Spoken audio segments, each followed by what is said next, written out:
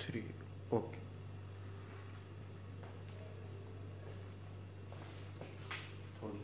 Okay student, तो आपने Y hat का ये निकाल दिया था, एक कॉलम बना दिया।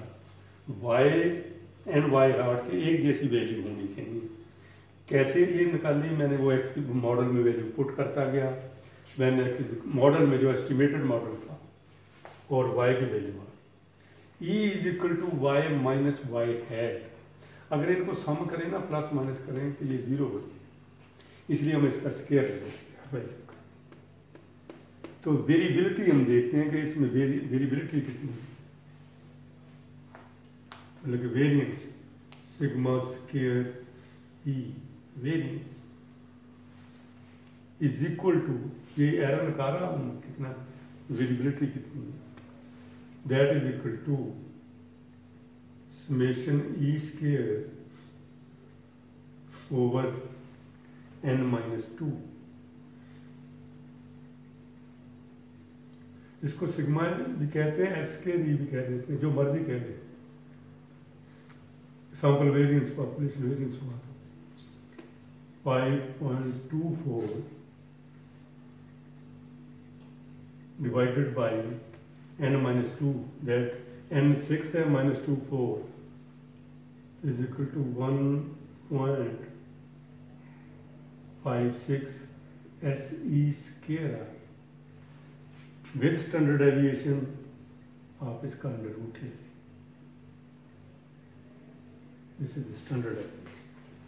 तो वो variability is known as a variability in y due to other than x, कि एक्स के अलावा कितनी एरर कितना है। तो सो हमने ए की वैल्यू निकाल ली, बी की, ई की वैल्यू भी हमने निकाल ली। एक्चुअली ई हम स्टैंडर्ड डेविएशन निकालना चाहते हैं कि कितनी वेरिएबिलिटी है एरर में, बाई चांस कितनी वेरिएबिलिटी है। ओके स्टूडेंट, यहाँ तक 1.24। तो standard deviation is equal to 1.24।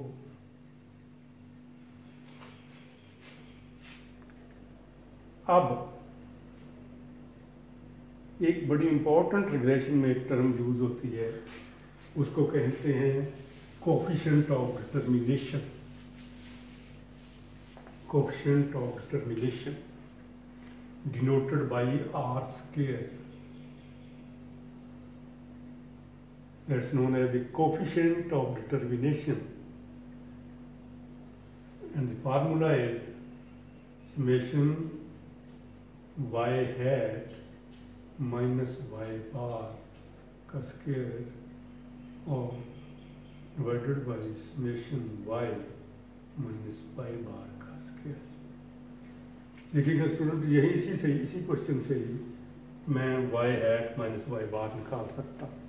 y hat मेरा ये है और y बार मीन इसका निकाल, एक कॉलम बन जाएगा y hat minus Y bar summation Y hat minus Y bar. Y hat का कॉलम आ गया, मीन वाई का मीन निकाल लें, हर वैल्यू से मीन निकाल लें वाई बैट्स, this minus Y bar, this minus Y bar, this minus Y bar, ये सारे के सारे। फॉर एग्जाम्पल 2.25 माइनस मीन इसका क्या निकला था वाई का, मेरा ख्याल था ये 63.6। ऐसे ये निकालेंगे y माइनस वाई हैट, फिर इसका स्क्वायर ले लेना, आगे इसका स्क्वायर ले लें,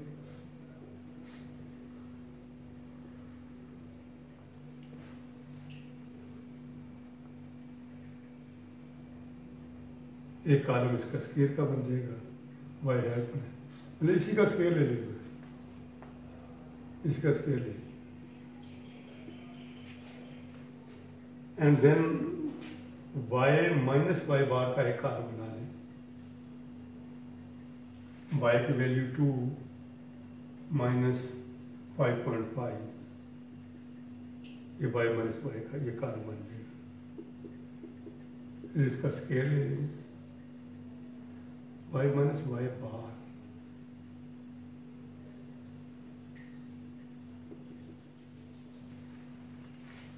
अब ये सारी चीज़ें कैलकुलेट कर लें। ये फिर R square is equal to, मैंने कहा कि इसको कहते हैं variability in y hat divided by total variability in data.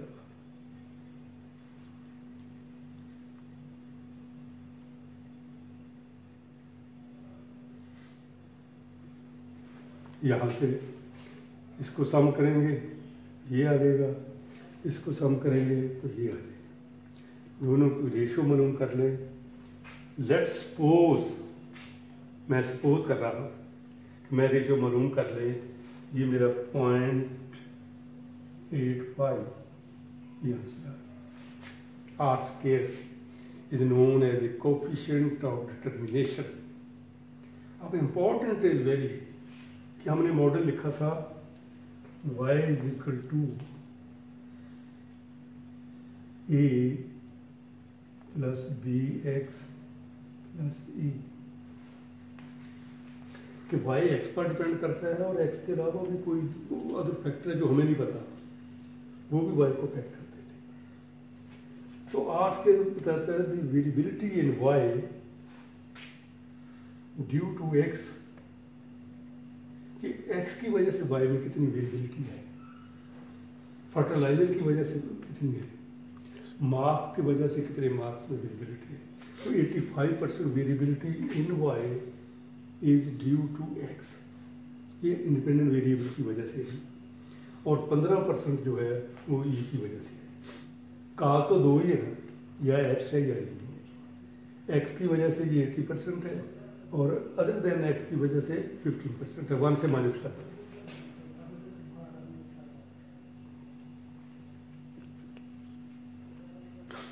Coefficient determination का मतलब